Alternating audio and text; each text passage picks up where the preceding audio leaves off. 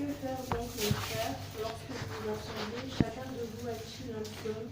A-t-il une instruction? A-t-il une langue? A-t-il une révélation? A-t-il une interprétation? Que tout se fasse pour l'édification. Gloire à Dieu. Donc ici, c'est une exhortation de l'apôtre Paul adressée au corps de Christ.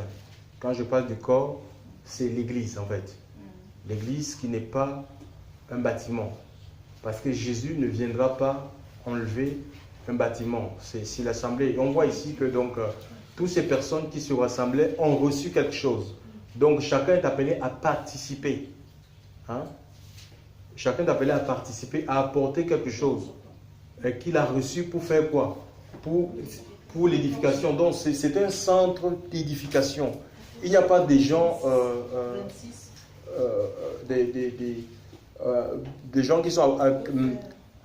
il n'y a pas des gens qui sont là, vivent dans des passifs. Tout le monde est acteur en ce qui concerne l'œuvre de Dieu. Tout le monde a apporté, tout le monde a appelé à contribuer, à apporter quelque chose, sa contribution. Déjà sur le plan spirituel, pour faire quoi? Pour que le corps que nous formons puissions être édifiés dans les choses de Dieu. Hein? L'édification, c'est ce qui nous permet, c'est ce qui nous assoit en fait dans la parole de Dieu, en sorte qu'on ne soit plus emporté par les tromperies des hommes, hein? les faux enseignements des hommes. Mais pour cela, il faut avoir reçu quelque chose. Et l'Église, en fait, l'Église, la véritable Église, elle est édifiée d'après Éphésiens chapitre 2, je crois le verset 20, édifiée sur le fondement des apôtres et des prophètes. Jésus lui-même étant la pierre angulaire, c'est-à-dire la pierre de fondation, celle qui porte l'édifice, la véritable Église. Donc ce sont les enseignements, elle est apostolique, elle est prophétique. Donc il faut qu'il y ait des prophéties, il faut qu'il y ait des paroles de connaissance, il faut l'inspiration. Chers frères et sœurs, il faut des guérisons. C'est ce qui manifeste, c'est ce qui révèle Dieu, c'est ce qui révèle Dieu au milieu de nous. Donc le Seigneur, l'apôtre dit, je crois dans le livre d'Éphésiens chapitre 5, on peut lire ça. Vous saviez, autrefois, les églises se réunissaient, c'était dans les maisons. Hein? Parce que nous, quand on parle d'église, on croit que c'est un bâtiment. C'est un bâtiment avec un nom. La véritable église n'a pas de nom. C'est l'église de Dieu, tout simplement. C'est le corps des rachetés, n'a pas de nom. Comme nous voyons dans différentes des structures d'hommes. Ça, ce sont les églises des hommes qui ont des noms. Tu vois? Mais l'église du Seigneur n'a pas. Elle s'appelle, c'est l'église de Dieu. Tu vois? Hein? Cette église a été acquise au prix du sang. Hein? Jésus a donné son sang pour acheter cette église-là. Elle n'a pas de nom et elle suit le vent, elle suit la direction du vent, c'est-à-dire elle suit le Saint-Esprit. Elle est conduite par l'Esprit de Dieu. Elle n'est pas conduite par un homme, elle n'est pas conduite par un dictat religieux. Elle est conduite par le Saint-Esprit. Et là, il nous est dit, tu peux lire le Éphésiens chapitre 5, oui. Hein? À partir du verset 20. Oui. Éphésiens 4. Hein? Éphésiens 4, verset 20. C'est ça, je crois. Mais vous, ce n'est ainsi que vous avez appris Christ. Si toutefois vous l'avez entendu et si vous avez été enseigné par lui, selon la vérité, étant Jésus, à vous dépouiller pour ce qui est de votre conduite précédente, du vieil homme qui se corrompt par les convoitises qui séduisent, à vous laisser renouveler. Ah oui, non, c'est le verset 23 c'est le verset 23 d'Éphésiens 5, oui. Excuse-moi, autant pour moi. Car, Éphésiens 5. Oui, Éphésiens 5, oui. Verset 23. Oui. Car le mari est le chef de la femme, comme Christ est le chef de l'Église, qui est son corps et dont il est le sauveur. Oui. Or, de même que l'Église est soumise à Christ, les femmes aussi doivent l'être à leur mari en toutes choses. Et vous, maris, aimez vos femmes, comme Christ a aimé l'Église et s'est livré lui-même pour elle, afin de la sanctifier en la purifiant et en la lavant par Oui, l'eau de la parole. oui, attends d'abord. La Bible dit que nous devons être, l'Église doit être soumise à Christ. Hein? Oui, donc soumise à Christ. L'Église qui n'est pas soumise, c'est-à-dire c'est des personnes, un bâtiment ne peut pas être soumis à une personne. Parce que le bâtiment n'a pas, il faut avoir une volonté en fait. Le bâtiment n'a pas de volonté, quoi. Tu vois? Et des gens, l'Église qui n'est pas soumise, en fait, ces personnes qui ne sont pas soumises au Seigneur, à son esprit, à sa parole, le Seigneur ne peut rien faire avec ces personnes en fait. Tu vois, c'est impossible. Hein? Donc ça nous parle de l'humilité. Si on ne s'humilie pas, si on ne s'abaisse pas, pour que Christ s'élève et qu'il accomplisse les œuvres, parce que les œuvres sont faites d'avance. On n'invente rien. Tu vois, on n'invente rien, on ne fabrique rien, on ne bricole rien. C'est un peu comme une feuille de route qu'on te donne, c'est dans ton lieu de travail. Quand tu vas travailler, quand tu vas dans ton lieu de travail le matin, tu sais, tes tâches sont définies en fait. Tu sais ce que c'est pareil sur le plan spirituel en fait. Donc on ne bricole pas quelque chose. Et il est dit, et ça passe par la soumission, parce que si on n'est pas soumis au Seigneur, c'est le Seigneur, c'est son esprit qui veut se servir de nous en fait. Donc on va empêcher que l'Esprit de Dieu se serve de nous, chers frères et sœurs, pour révéler les œuvres de Christ. Hein, parce que l'Esprit de Dieu est là pour perpétuer le ministère de Christ à travers le croyant. Mais il faut que le croyant soit soumis au Seigneur. Donc il nous est dit ici qu'il a racheté cette église en la lavant par quoi? Par l'eau de la parole. Donc on lave ce qui est sale, on lave ce qui est souillé. Vous voyez un peu cette eau, elle est souillée. Et nos vies un peu, Dieu nous voit aussi un peu comme des vases. Vous voyez? Regardez, hein, me voici ici. Je suis dans le monde, dans ma nature de péché. Et Satan, quand nous lisons Apocalypse 12, le verset 17, l'Écriture dit qu'il a des eaux qu'il envoie pour engloutir la femme. Hein. Donc ça nous parle de la guerre et tout. Et il y a des eaux que Satan envoie. Il envoie comme ça, des seaux d'impureté. C'est pour entraîner les gens dans son camp, dans le lac de feu en fait. Il t'entraîne dans toutes sortes de péchés. Et c'est ce qui se passe. Hein. Quand nous venons dans le monde, nous naissons avec le péché d'Adam. Et quand on grandit, nous-mêmes, on se laisse séduire et on commence à nous-mêmes à fabriquer nos propres péchés. Donc on est sale en fait. On est saoulé et Dieu nous accepte, il nous prend tel que nous sommes. Dans notre souillure, c'est un peu comme ça, on est sale. Et qu'est-ce que fait? Mais non, on est sale et puis en même temps on est fermé à la parole de Dieu. Donc ça c'est le bouchon de l'incrédulité. Le Seigneur, quand on écoute la parole de Dieu, on va s'ouvrir. Et qu'est-ce qu'il va faire? L'eau. Il dit qu'il lave l'église. Donc le Seigneur ne lave pas un bâtiment. Il lave l'église pour la santé, il la nettoie. Donc il va prendre, puisque Jésus est la source. Il est la source d'eau vive. Et il dit, celui qui croit en moi, les fleuves d'eau vive couleront de son sein. Donc c'est une eau qui coule en continu. Les fleuves d'eau vive couleront de son sang, de son cœur, jusque dans la vie éternelle.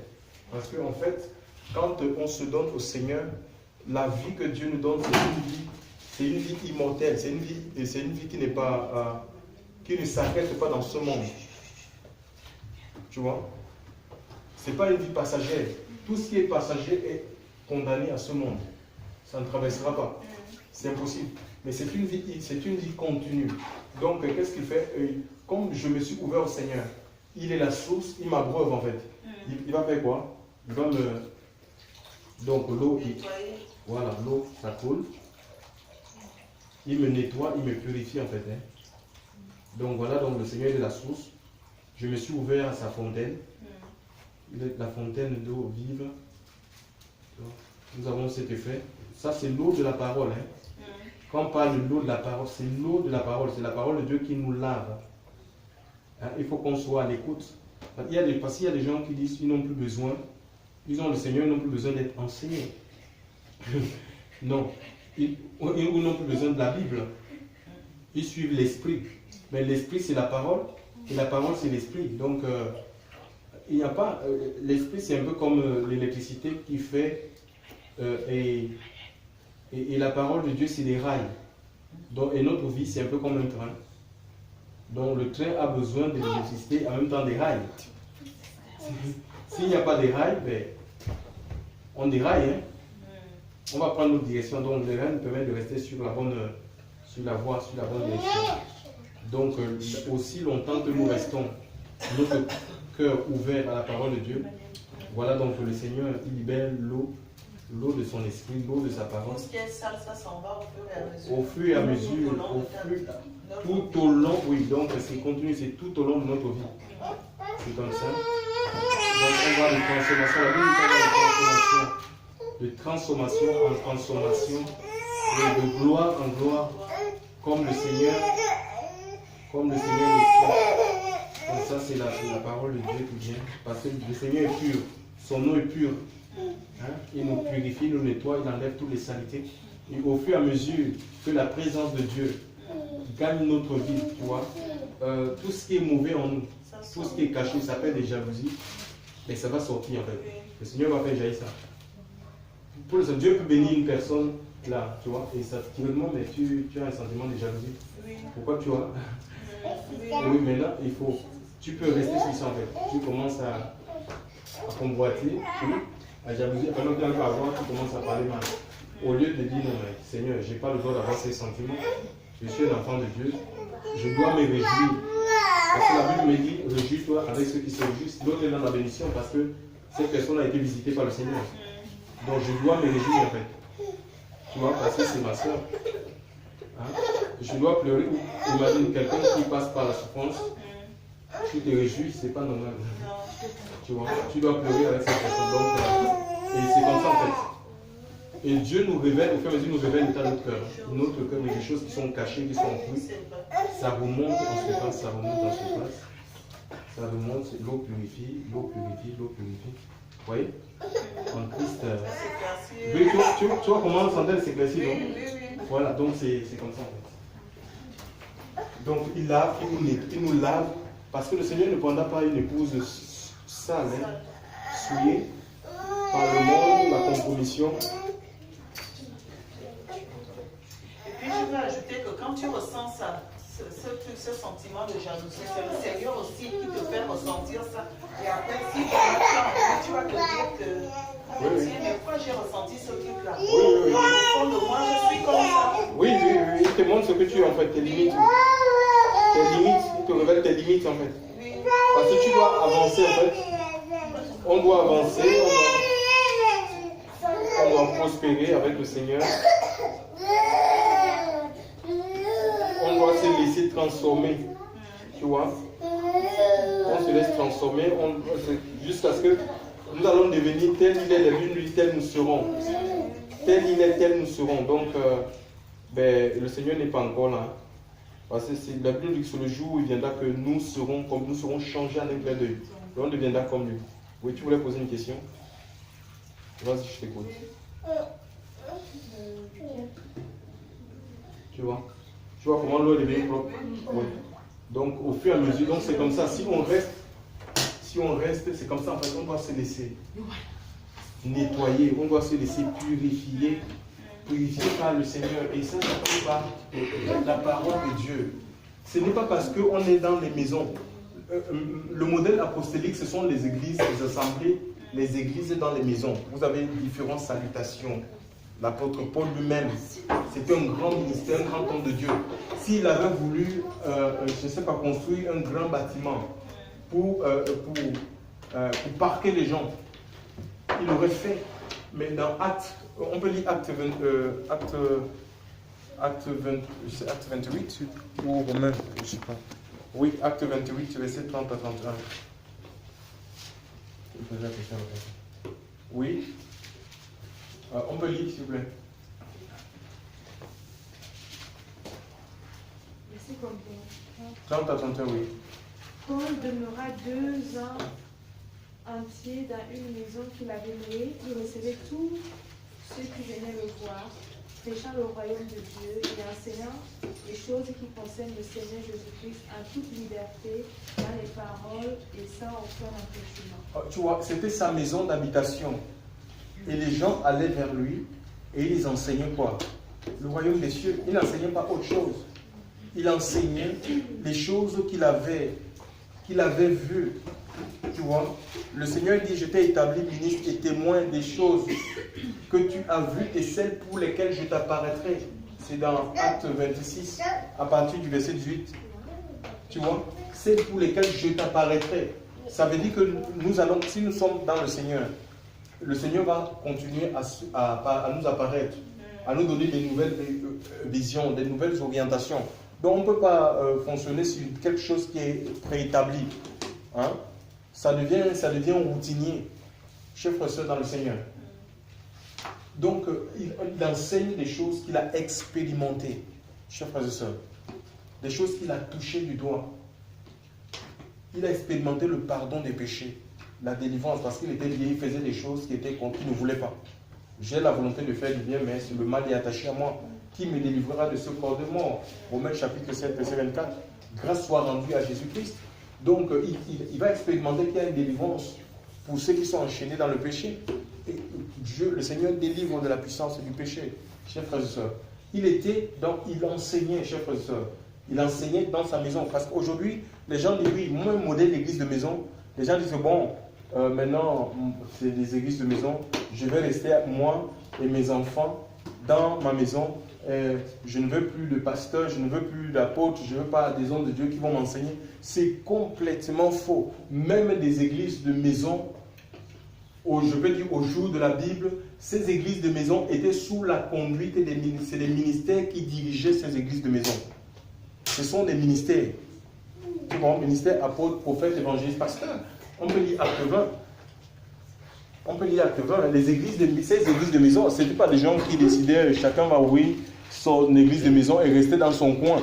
C'est des églises de maison qui étaient sous la direction des apôtres, des prophètes, des ministères, quoi, des saints ministères. Les saints ministères se reliaient pour enseigner, pour édifier. Parce que le but, c'est que les âmes soient édifiées jusqu'à maturité. Jusqu'à ce qu'ils deviennent des gens matures. Des gens qui sont capables de se prendre en charge. Des gens qui sont capables d'aller dans les rues. On n'a pas besoin de la permission. Quelqu'un va sortir, il va aller dans les rues, il va aller larguer les bombes spirituelles.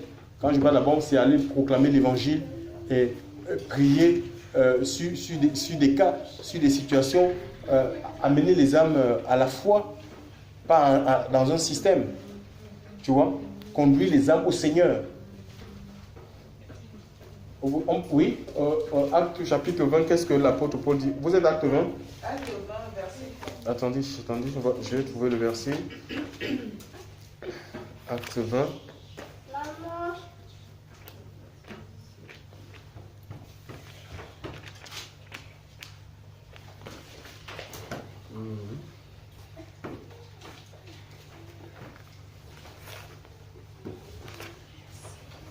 Tu peux lire le verset 10, à partir du verset 10.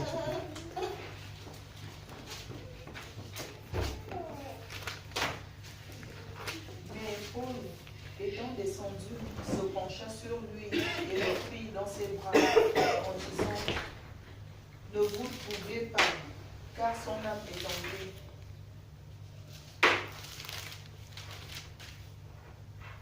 Acte 20.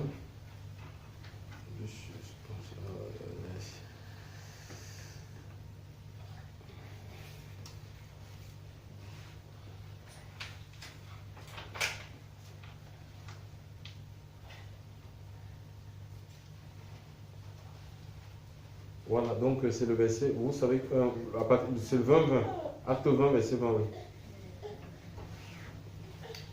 Oui. Vous savez que je n'ai rien caché oui. de ce qui vous était utile. Et que je n'ai pas craint de vous prêcher et de vous enseigner publiquement et dans les maisons. Oui, publiquement. C'est l'apôtre qui enseignait. Hein. Donc, il y avait des maisons. Il y avait des maisons dans cette ville qui s'étaient ouvertes au Seigneur. Et l'apôtre Paul, puisque c'était un ministère, il enseignait la voie. Et on voit qu'après lui, parce que ici c'est son départ, hein, il est en train de partir, il va quitter cette ville pour se rendre à Jérusalem, cette ville grecque, il va quitter la Grèce pour Jérusalem, et il va dire, continue la lecture s'il te plaît. Annonçant aux Juifs et aux Grecs la repentance envers Dieu et la foi en notre Seigneur Jésus-Christ. Et maintenant, voici, et par l'Esprit, je vais à Jérusalem, ne sachant pas ce qui m'y arrivera. Seulement, de ville en ville, l'Esprit Saint m'avertit que des liens et des tribulations m'attendent. Mais je ne fais pour moi-même aucun cas de ma vie, comme si elle m'était précieuse, pourvu que j'accomplisse ma course avec joie. Et le ministère que j'ai reçu du Seigneur Jésus, d'annoncer la bonne nouvelle de la grâce de Dieu. Et maintenant, voici, je sais que vous ne verrez plus mon visage, vous tous au milieu desquels j'ai passé en prêchant le royaume de Dieu. C'est pourquoi je vous déclare aujourd'hui que je suis plus puissant que vous tous. Car je vous ai annoncé tout le conseil de Dieu, sans en rien cacher. Prenez donc garde à vous-même et à tout le troupeau sur lequel le Saint-Esprit vous a établi évêque, pour paître l'Église du Seigneur, qui s'est acquise par son propre sang. Ah, voilà, tu vois donc on voit bien que l'Église, c'était dans les maisons et dans les places publiques, et en même temps, Dieu avait établi des personnes. Dieu a établi, chers frères et sœurs, le Seigneur a établi des évêques, c'est les anciens en fait. Ce sont les anciens, des gens que c'est les ministères en fait. Des gens qui ont une maturité, des gens qui ont vécu une expérience avec le Seigneur, tu vois, pour amener effectivement les âmes à grandir, à progresser dans leur marche, dans leur relation, dans leur intimité avec Dieu. Donc ce n'était pas aujourd'hui quand on entend église des maisons, chacun dit non, moi je vais rester chez moi avec mes enfants, c'est suffisant. C'est faux quoi. C'était des églises avec, il y avait des pasteurs. Quand on parle des pasteurs, ce n'est pas des gens, des pasteurs dans des systèmes, non. C'était les gens, des gens qui appartenaient à Christ. Et on voit que pour eux, ils annonçaient quoi? Le royaume des cieux. Ce n'était pas les messages de prospérité ou la pensée positive qu'on entend aujourd'hui, des messages qui n'ont rien à voir avec le retour du Seigneur. On prêche aux gens la sanctifinance. Dans le dictionnaire. Non, c'est des inventions des hommes de Dieu. Donc, tu vois, des choses qui ne tiennent pas la route. Donc, ils annonçaient tout simplement le royaume des cieux. C'est ce qu'ils avaient reçu, le message que Jésus a prêché. Tu vois, et Jean-Baptiste, c'est Jean qui est venu là, qui est venu préparer le chemin du Seigneur. Donc, il a apporté ce message. Donc, et c'est ce qu'ils avaient reçu en fait. Donc, même l'apôtre Paul, quand l'autre a été évêque, il va laisser Timothée évêque d'Éphèse, il lui dira ce que tu as reçu de moi, transmets-le à des hommes fidèles qui soient capables de le transmettre aux autres. Tu vois? Donc c'était le message de Dieu tout simplement qui était véhiculé. Et c'est le message de Dieu qui nous nettoie.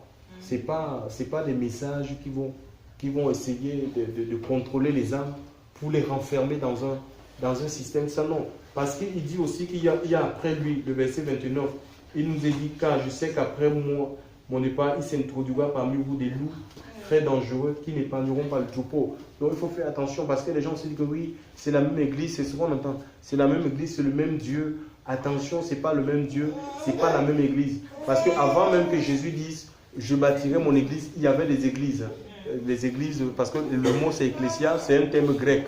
C'était des assemblées en fait.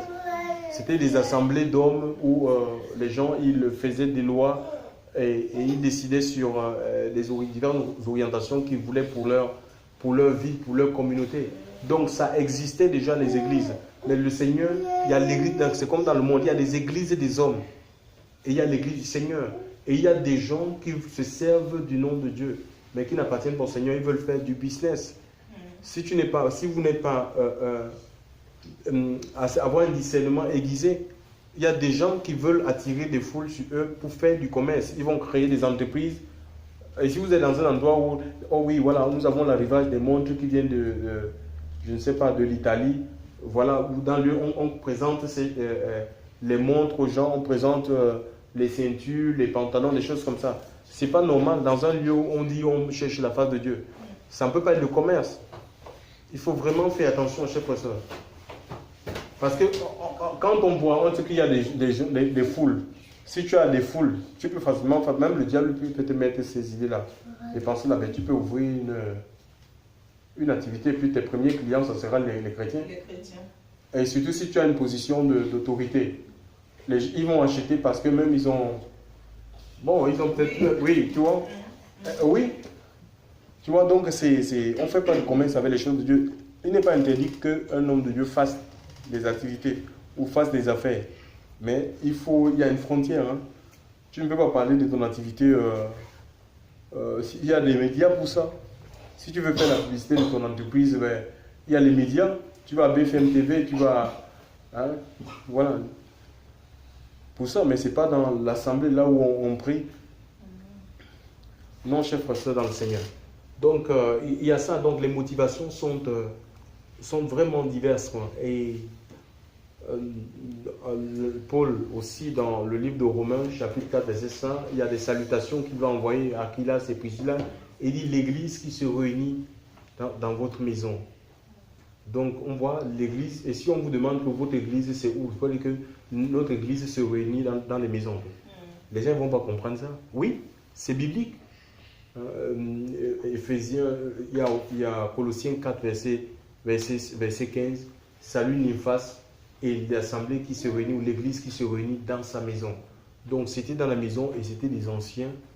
Ces églises-là étaient conduites, il y avait des conducteurs, c'était des anciens, des gens qui avaient des ministères, surtout le ministère de pasteur et docteur, donc qui enseignaient les âmes dans le but de les amener à grandir, à prospérer dans leur marche, dans leur relation, dans leur intimité.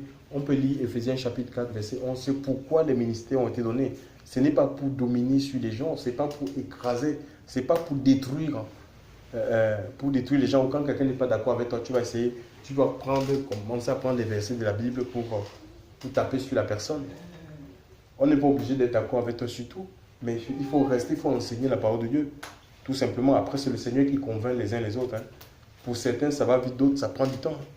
Il faut beaucoup de persévérance. Donc on a besoin d'être enseigné. Je vous dis la vérité, on a besoin d'être enseigné. Sinon, on ne grandira pas. Chers frères et sœurs, on sera emporté. Quand tu vas rencontrer un témoin du Jéhovah, il va te dire, les miracles n'existent pas. Ah bon? Oui, il peut te montrer dans la Bible que ceux qui font des miracles font l'iniquité. Parce qu'en fait, c'est des demi-vérités en fait. Ils vont prendre un passage et ils vont le sortir du contexte. Oui, voilà. Par exemple, quand le Seigneur dit, plusieurs me diront, nous avons chassé les démons, nous avons ceci, ils diront, éloignez-vous de moi, vous qui commettez l'iniquité. Et il va te faire comprendre que l'iniquité, c'est chasser les démons, l'iniquité, c'est le péché. C'est des gens qui n'ont pas eu l'intimité avec lui, parce qu'on peut ne pas avoir l'intimité avec Dieu et chasser les démons, opérer des miracles. Pourquoi? Parce que peut-être on a une autre source. Notre source, c'est Satan. Tu vois, oui, le diable chasse les démons. Le diable peut donner des prophéties. Nous avons cette femme dans Acte 16. Elle avait l'esprit des pythons et elle prophétisait et ça produisait beaucoup de gains pour ses maîtres. Ils avaient de l'argent comme ça, avec des paroles de connaissance. C'était des paroles qui étaient vraies, même quand cette femme a dit que ces hommes sont les saints hommes de Dieu. Pour le Silas, c'était la vérité. Est-ce que ce n'était pas des saints hommes de Dieu? Mais ils avaient le discernement. Hein, parce qu'en disant ça, bon, Paul pouvait il pouvait être séduit l'orgueil, quoi. Tu vois? Ça flatte l'orgueil, ça pouvait flatter l'orgueil. Et ça, on dit, oh, vous voyez, on reconnaît même que... Et cette femme, le démon là devait rester là, continuer à rester là. Donc, tu vois, donc c'était pour créer la diversion. Donc, il ne faut pas se fier à... Le Seigneur a dit, si c'est aux fruits que vous les reconnaîtrez. Vous ne pouvez pas avoir un homme de Dieu qui fait le commerce avec les choses du Seigneur, avec la parole de Dieu, où il a 2 femmes, 3 femmes, il se marie, il divorce. Non, ce n'est pas normal. Donc il y a un problème qu'il faut régler dans sa propre vie. Donc voilà, et en tant qu'église, si on est édifié, on va apporter. Dieu va nous remplir en fait. Le Seigneur va nous remplir, on va apporter. On va apporter, ça s'appelle la louange, ça s'appelle l'intercession, ça s'appelle l'encouragement. On va apporter quelque chose. Tu vois? Dieu nous vide en même temps il nous remplit. Donc maintenant, si nous, on ferme notre cœur par le raisonnement, on veut raisonner, peut-être parce que les orientations de Dieu ne nous plaisent pas. On a envie de vivre notre vie. Mais on ne recevra rien du Seigneur. C'est ça le problème. Donc il faut qu'on se vide de nous-mêmes. Dieu va nous remplir. Oui, voilà, Éphésiens, on revient à Éphésiens, oui. Éphésiens chapitre 4, verset 11.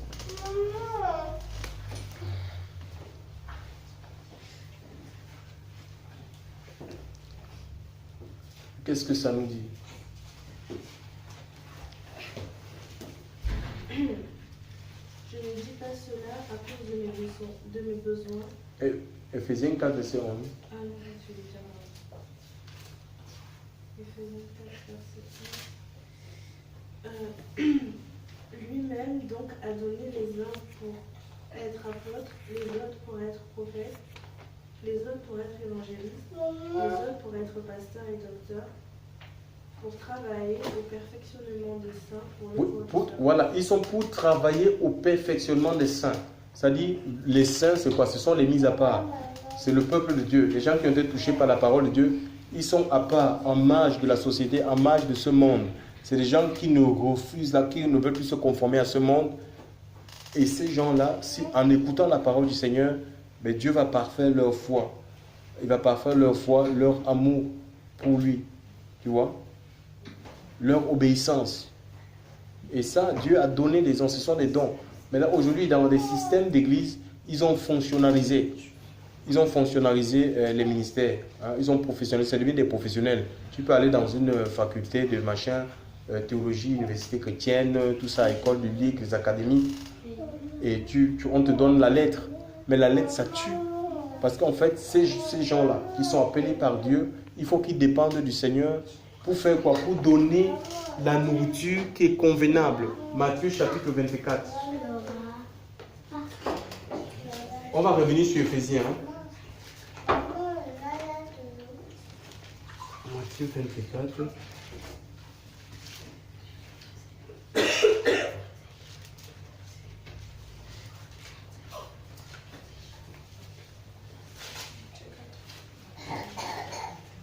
Matthieu 24 à partir du verset 42, qu'est-ce que ça dit?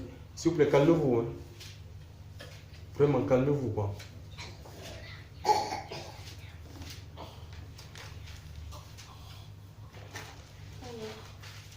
Veillez donc, car vous ne savez pas à quelle heure votre Seigneur va venir. Oui, continue. Mais sachez ceci, que si un père de famille savait à quelle veille de la nuit le voleur doit venir, il veillerait et ne laisserait pas percer sa maison.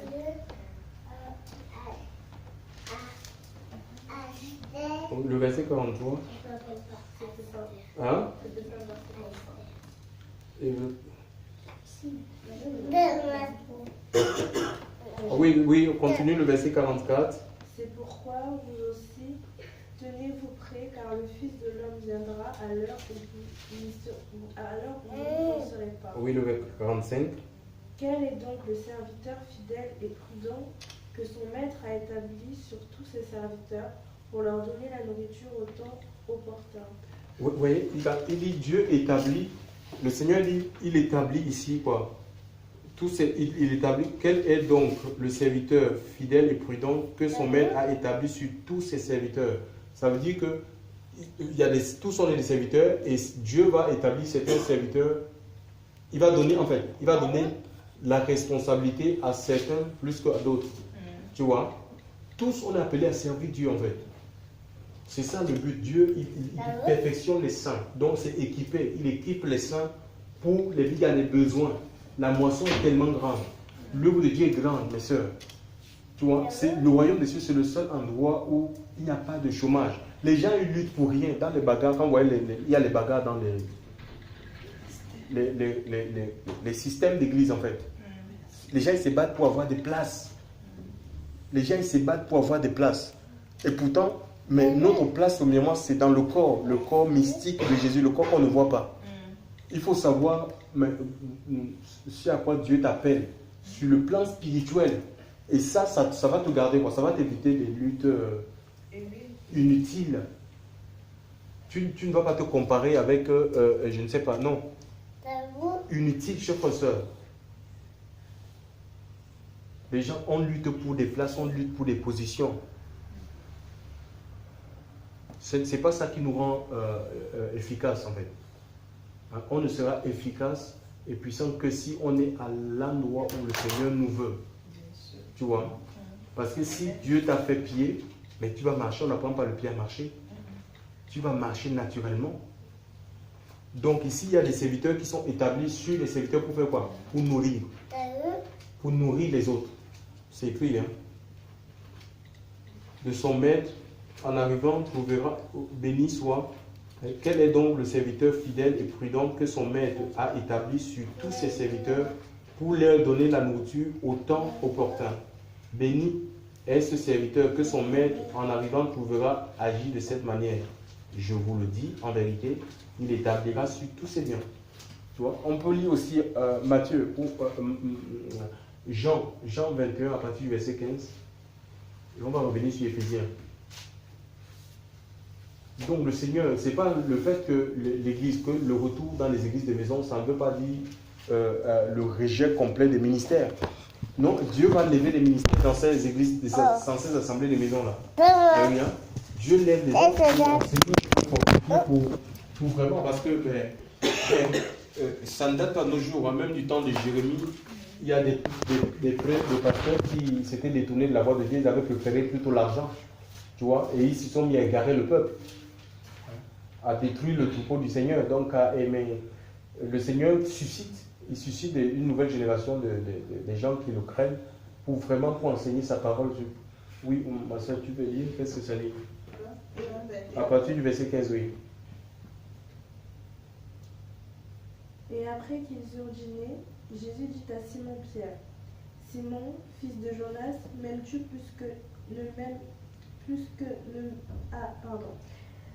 oui, puisque ne m'aimes ceci. Oui. Il lui répondit, oui Seigneur, tu sais que je t'aime. Il lui dit, paie mes agneaux. Paie mes agneaux. Donc on peut s'arrêter là. Il va lui dire ça 3 fois, 3 reprises. Paie mes agneaux. Donc en fait là, c'est comme si il avait le ministère de pasteur, berger. Hein? Le berger est appelé à paître ses troupeaux. Il dit paie mes agneaux, paie mes troupeaux. Donc enseigne. Ici dans l'enseignement, il dit enseigne-mes. Ce sont mes amis. Oui, enseigne-les. Donc, et nous voyons, l'apôtre Paul a été envoyé dans une maison, la maison de Corneille. Il a prêché dans cette maison. Et voilà, il y a l'effusion du Saint-Esprit. Hein, donc, tu vois, donc c'est comme ça, on a besoin d'être enseigné en fait. On a besoin d'être enseigné dans les choses de Dieu par des gens vraiment que Dieu a payés. Parce qu'après, il y a des aventuriers, les gens, parfois, ils veulent aller plus vite que le Seigneur. Ils veulent aller plus vite que le Seigneur. Tu vois, si Dieu ne nous enseigne pas, si c'est vraiment pas le Seigneur qui nous enseigne, ben, si on prend les enseignements comme ça un peu, on ne s'en sortira pas. Des faux enseignements, il y a beaucoup de faux enseignements. Il faut que l'enseignement cadre avec la parole de Dieu, que ça ne sorte pas des Écritures en fait. On ne peut pas inventer notre enseignement. On doit confirmer, notre enseignement doit confirmer ce qui est dit dans la Bible, dans les Écritures. Il va dire paix mes agneaux. Paix mes agneaux, oui, les agneaux ont besoin, si les agneaux ne sont pas nourris, ils seront maigres, hein. Ils vont mourir. Hein. Oui, Éphésiens, on retourne à Éphésiens.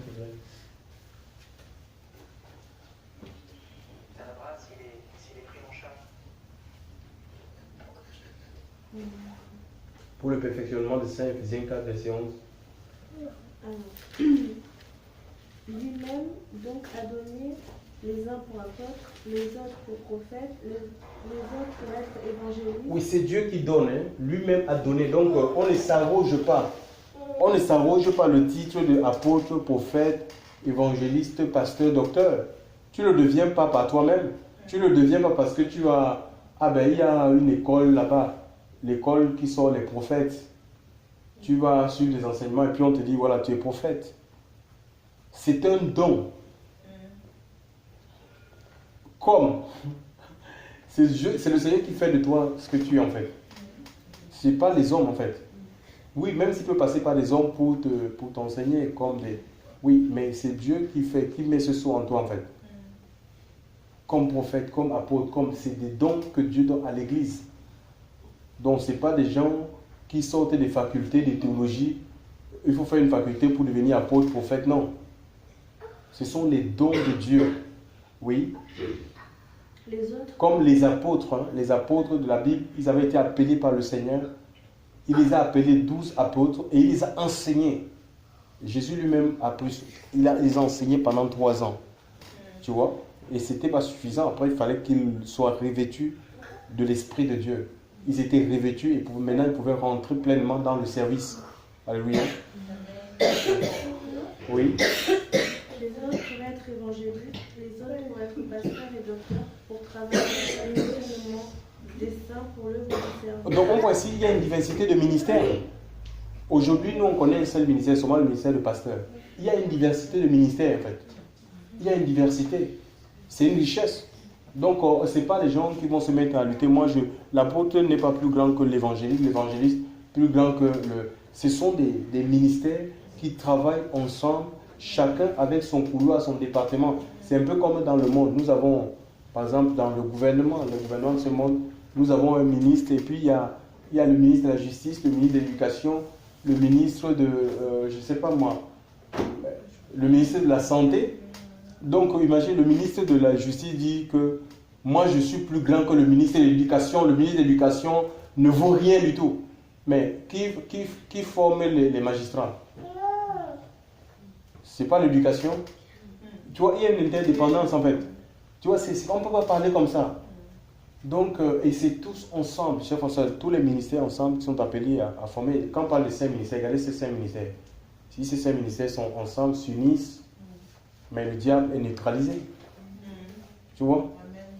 Satan est neutralisé, mais comme chacun veut faire son truc, de son côté, on ne veut pas, on a du mal à écouter la voix, surtout nous soumettre les uns les autres. Hein. Parce que si on me dit tout le monde est pareil, François l'a dit, non. Il y a des gens que Dieu appelle comme des porteurs de vision. Tu vois, dans l'œuvre de Dieu. Il y a des gens que Dieu appelle comme des porteurs. Dieu donne la capacité d'impulser, de donner l'impulsion. Et tout le monde n'a pas ça. De galvaniser les foules. C'est comme ça, tout le monde n'a pas ça. Et ça permet, et les autres vont, à partir de là, les autres vont trouver leur place en fait. Mais si tout le monde veut être... tous ne sont pas apôtres, tous ne sont pas prophètes, tous ne sont pas évangélistes, tous ne sont pas pasteurs, tous n'ont pas le don de guérison, tous, chacun a son domaine bien spécifique. Alléluia. Amen. Oui. Pour l'édification du corps de Christ, jusqu'à ce que nous soyons tous parvenus à l'unité de la foi et de la connaissance du Fils de Dieu. Jusqu'à ce qu'on soit parvenu à l'unité de la foi. Parce qu'il y a une seule foi en fait. Tu vois? Qu'une seule foi, la foi en Christ. La foi qui est établie dans la parole de Dieu et ses promesses. Jusqu'à ce qu'on parvienne à cette unité. À l'état d'homme parfait, à la mesure de la parfaite stature de Christ. Imaginez un peu. Donc le but de l'enseignement, c'est d'amener que Christ grandisse en fait. Que Jésus grandisse en nous.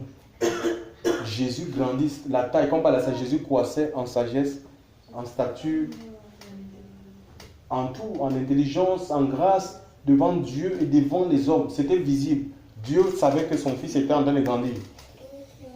Que son fils n'avait pas un problème de croissance. Mais je ne sais pas comment Dieu nous voit. 1 an, 2 ans, 3 ans de foi. Je ne sais pas. La Bible dit que Jésus croissait en sagesse, devant Dieu et devant les hommes. Donc les hommes aussi voyaient cette croissance spirituelle. Au point à 12 ans, il étonnait les grands docteurs dans le temple. Par la sagesse, il grandit. Donc c'est quelque chose qui est visible parce que l'Église a les yeux. Si tu es immature, l'église véritable sait que cette personne n'est pas encore mûre. Si tu prends une personne pour dire, voilà, Joseph, viens conduire le troupeau du Seigneur, mais les gens disent, mais ça c'est de favoritisme, ça c'est un truc de famille, ça.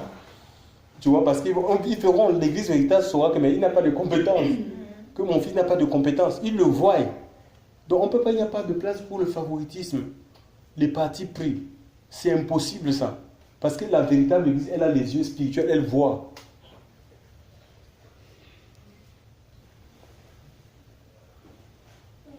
Je pense que c'est ce que Françoise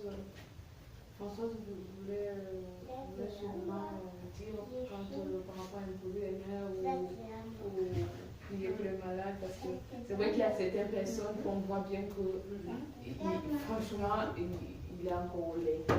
Il y en a qui sont encore au lait et qu'on ne peut pas donner des responsabilités exactement comme tu dis, et après quand on les donne, ils meurent après. Oui, mais ça, la personne là, il va s'enorgueillir en fait. Hein. Oui. Il s'enorgueillit, c'est des choses qu'on a vues. Hein. On a vu, la personne tombe dans l'orgueil parce que, et spirituellement, la personne meurt, oui. Tu vois. Donc, le Seigneur veut qu'on grandisse. C'est ça, le ministère doit amener à faire grandir l'église. Mais l'église, elle est restée infantile. Les gens sont restés bébés aux couches, 20 ans, 30 ans. On n'arrive pas à se prendre en charge, on dépend toujours des hommes. C'est pas normal. Tu peux continuer la lecture, s'il te plaît. Afin que nous ne soyons plus des enfants flottants et Emportés. Ça et là, à tout vent. Oui, emportés. Donc les âmes qui ne sont pas suffisamment enseignées, ils sont emportés. On peut lire Jérémie 50. Écoutez un peu Jérémie, on va lire Jérémie 50. À partir du verset 11. Oh, Seigneur. Ah, Seigneur mon Dieu.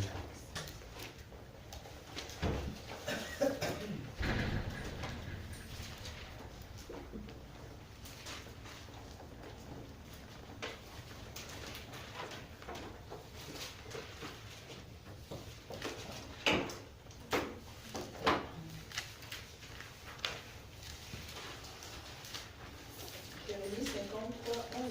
Oui, qu'est-ce que ça dit?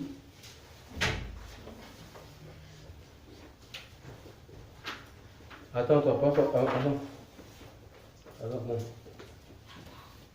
Oui, à partir du verset 6. Hein.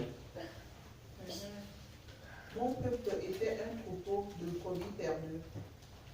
Leurs bergers les égarèrent, les faisaient errer par les montagnes. Elles allaient des montagnes sur les collines, oubliant leurs bercailles. Tous ceux qui les trouvaient les dévoraient. Et leurs ennemis disaient, nous ne sommes point coupables, puisqu'ils ont péché contre l'Éternel, la demeure de la justice, contre l'Éternel, l'espérance de leur père. Fuyez de Babylone, sortez du pays des Chaldéens. Oui, regarde un peu. Donc, il dit, quand les pasteurs ils n'enseignent pas la vérité aux gens, les gens ils vont aller de montagne en colline. Ça veut dire, ils vont de dénomination en dénomination en fait. Ils vont ici, quand ils vont entendre que la prospérité ici, parce que si tu les as fini de chanter guérison, délivrance, ils n'ont pas de délivrance. Ils vont entendre là-bas prospérité, machin. Ils vont courir, donc ils vont à gauche, à droite. Ils vont errer en fait. Donc c'est ça en fait. Mais si tu enseignes aux gens que les souffrances, les épreuves font partie de la vie chrétienne, qu'il y a un temps où Dieu peut permettre l'épreuve dans notre vie, mais on ne va pas demeurer dans cette épreuve. Le Seigneur va nous faire passer à autre chose, mais si tu caches cet aspect des choses, pas de tribulation, rien, mais les gens, quand ils seront éprouvés, ils vont rien comprendre. Ils vont demander même la délivrance sur l'épreuve. Quand on va entendre qu'il y a quelqu'un là-bas qui délivre, ils vont partir et ils ne verront rien. On va leur demander l'argent, donne l'argent, ça va pour délivrer. Il va faire ses impositions demain, il n'y aura rien parce que c'est une épreuve. Si Dieu dit que tu dois être dans le chômage, toi tu vas demander à un homme de Dieu de prier pour qu'il te délivre du chômage. Tu vois? Et pourtant c'est permis par le Seigneur parce que Dieu veut t'apprendre que l'homme ne vivra pas de pain seulement, mais de toute parole qui sort de sa bouche, que tu dépendes de lui, peut-être pas tu dépends du travail ou de l'argent. Ça, il faut dire ça aux gens. ça fait partie de la vie chrétienne. Donc c'est pourquoi les gens ils sont emportés. Ils sont à gauche, ils sont à droite, ils sont de dénomination en dénomination. Et c'est pas bien en fait. Mais aussi, le Seigneur, même si on est bien enseigné, le Seigneur ne nous en fait pas. Dans le livre de Jean 10, le Seigneur dit que mes brebis, je les mène dehors, tu vois un peu non? Tu vois? Voilà, donc je les mène dehors, donc c'est pas, le Seigneur ne nous enferme pas. On peut aller à une conférence, si on est assis dans la parole de Dieu, on ne peut pas nous détourner en fait. Personne ne peut nous détourner de la voie du Seigneur, de la vérité, c'est impossible. Parce que on a cette sensibilité spirituelle d'entendre la voix, à reconnaître la voix du Maître. C'est les hommes qui parlent, mais on peut reconnaître en l'homme que ça c'est l'Esprit de Dieu qui parle à travers cette personne, ou c'est sa chair, ou c'est carrément le diable. Donc, voilà. Donc, ce soir, le Seigneur, c'est pas parce qu'on est dans les maisons qu'on doit complètement refuser les ministères, ou parce qu'il y a des pasteurs qui sont des violeurs, qui détournent l'argent des gens, que tous les pasteurs sont pareils. Dans tous les corps de métier, il y a des brebis galeuses. Partout, il y a des brebis, mais ça ne remet pas en cause le corps. Donc, on a affaire aux hommes. Jésus n'a jamais déçu une personne. Même si on a eu des expériences, pas des expériences douloureuses, mais ça ne doit pas faire de nous un sectaire en fait. On doit rester dans la parole de Dieu tout simplement et être comme des Béréens, vérifier tout ce que les gens nous prêchent. Si c'est en accord avec les Saintes Écritures, on ne sort pas des Écritures, on reste dans les Écritures. Donc voilà, et nous sommes l'Église. L'Église c'est des personnes, l'Église se réunissait. C'était dans les maisons et ces églises-là, c'était un collège d'anciens établi dans les villes. Ce n'était pas des anciens ou des ministères pour une dénomination quelconque. Non, c'était dans les villes et il y avait des réunions dans les maisons et dans les places publiques. La Bible nous dit même, quand nous lisons Actes 16, que l'apôtre Paul, ils avaient l'habitude de se retrouver sur une rivière. Tu vois, c'est là où cette femme Lydie qui était marchande de peau, elle a se converti. Donc, tu vois, l'église elle est ambulante, elle se déplace. Donc, c'est pas un bâtiment. Jésus ne viendra pas enlever un bâtiment. Il va enlever des personnes. Mais encore, il faudrait dire que ces personnes se laissent sanctifier, purifier par l'eau de sa parole. Hein? Il faut prendre du temps à lire les Écritures. Les chrétiens lisent tout. Aujourd'hui, chers frères et sœurs, le Seigneur veut purifier notre esprit parce que quoi? Parce que même si on est dans le Seigneur, le fait qu'on sorte là, tu vas voir deux hommes qui s'embrassent. Ça joue sur ta psychologie, oui, tu vois. Ça nous pollue, tu vois. C'est des péchés qu'on nous impose, en fait. C'est comme ça, on nous jette ça en face, ou une femme qui est dénudée, elle est en string, ou les seins sont ouverts, tu vois. C'est sur des panneaux publicitaires, c'est comme ça, on nous impose ça. Et ça peut jouer sur ta vie. Mais si tu prends pas du temps, non seulement à écouter ou à prendre à méditer la parole de Dieu, pour que l'eau de la parole te purifie, tu peux être finalement affecté aussi, tu t'éloignes de la communion fraternelle, parce que c'est en communion comme ça que le Seigneur, même à travers la louange, à travers une parole de connaissance, une prophétie que le Seigneur ou la prédication, que Dieu nous parle. Hein. Dieu nous parle, Dieu nous reprend, et c'est comme ça qu'on va grandir. Merci Seigneur. À lui soit toute la gloire. Bon, je ne sais pas s'il y avait une question. Je peux te demander une petite chose. Ça fait 2 ans que je suis en Christ et je peux dire que je ne connais rien. Par rapport à Jésus lui-même, en 3 ans, il avait déjà ses disciples à former, il allait dans les synagogues enseigner. Bon, peut-être pas comme Jésus. Mais c'est ce que toi tu penses. Sache que